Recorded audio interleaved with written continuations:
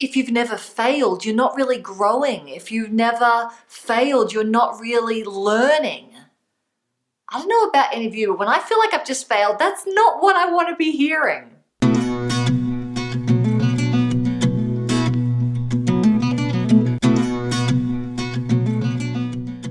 Hi there, Rachael-Jayne here, and you're watching Awaken TV. This is the place where you get your weekly practice on presence, purpose, and practical spirituality. And this week we're talking about failure. Every year I have at least a few major failures, whether that is something about a launch or a speech that didn't go so well, or I didn't get somebody's attention that I really wanted to. Whatever it is, it hurts. It sucks. I have not come to a place where I am able to experience failure and then 10 minutes later or one day later go, oh, I'm fine, I'm over it. But one thing that I've got pretty good at is the ability to not have it stop me next time. And that's what I want to talk about today, because it's not about not feeling the disappointment or the discouraged place that we naturally will feel. It's about, is it going to stop you from doing it again and moving forward to that life and that business and that dream that you have? I feel like it goes in stages or waves after you experience a failure. The first stage to me is always the disappointment. It is the feeling crappy, sometimes about myself, sometimes about the other people involved, trying to figure out what went wrong, why didn't this work? And whenever I get up into a place of resisting that disappointment, I always get stuck. So first stage is don't resist that sucky place. Just allow yourself to feel the disappointment. It really is okay. The second stage is one I need to kickstart a lot of my clients to from the disappointment, which is face the facts. What are the facts? What are the facts of the situation? Because so often our emotion gets pulled into it. Did you actually fail? Was that a pretty good result compared to other people? What did you do? What did you not do? Oh, like you've got to take the emotion out of it after you've allowed that in the beginning to just, what are the facts? What is real? And the third thing that I do that makes me feel so much better is to return to commitments, not goals. What do I mean by that? There is a difference between you making a commitment and you making a goal. What's the difference? Goals are things you don't have any control over. Maybe the weather doesn't work out. Maybe people don't show up to your event. Maybe there's other things that other people, it relied on other people. A commitment is something that you can commit to doing no matter what happens around you. And this saves me so much of the time. Because think about it.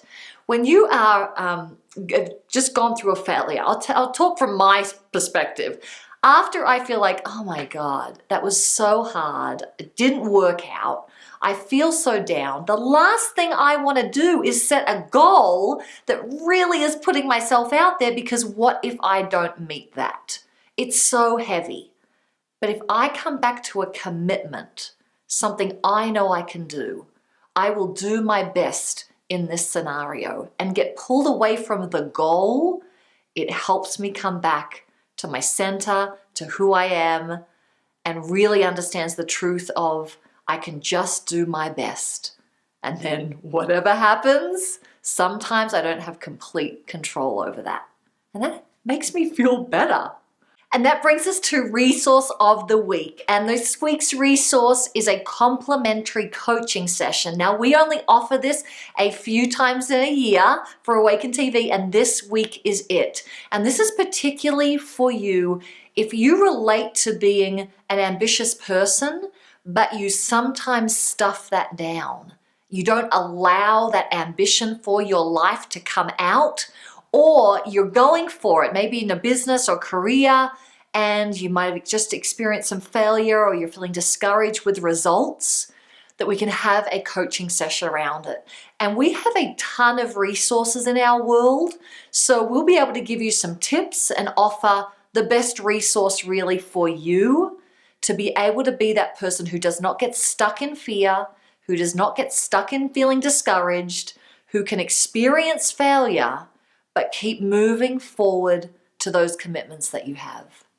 My team of coaches are extremely skilled in the area of business and also in your personal leadership. So to get one of these complimentary sessions, you need to apply by seeing the questions below and emailing those questions in to support@grooverseminars.com.